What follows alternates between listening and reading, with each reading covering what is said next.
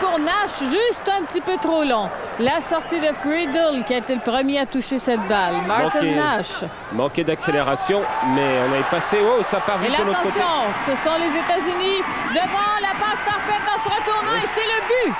Oh, un but complètement désert pour Claudio Reyna qui s'est bien posté devant. Et c'est parti d'un but sur l'autre. Action ratée de Nash. On a à peine récupéré le ballon côté américain qu'on s'est mis en position tout de suite. Et par contre, la défense canadienne, elle, était complètement embarquée.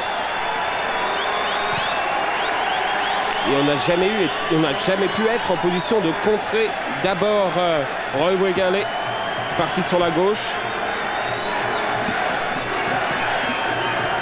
Et Reyna en pivot. Reyna qui a bien pris son temps, une passe parfaite de Wegerle. Ah oui, et des défenseurs canadiens qui viennent se replacer, qui sont déjà au bout d'une course de 50 mètres. On ne peut plus aller attaquer Reyna. L'attaquant principal des États-Unis jusqu'à maintenant.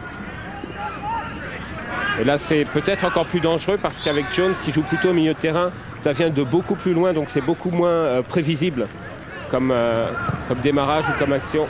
Oh, terrible, c'est terrible ça. Oh, quelle erreur! Wegerle. Wegerle à nouveau et on va revoir dans quelques instants certainement cette action. Les États-Unis donc qui confortent leur avance avec un deuxième but, c'est 2-0.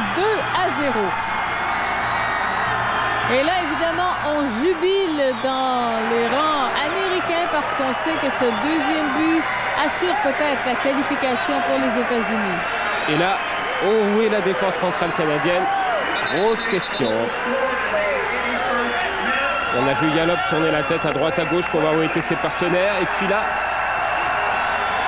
superbe coup franc d'abord de Reyna, plein axe. On a vu Wegerle venir de son aile gauche, repiquer vers le centre où il s'est retrouvé tout. Pas très clair celui-ci.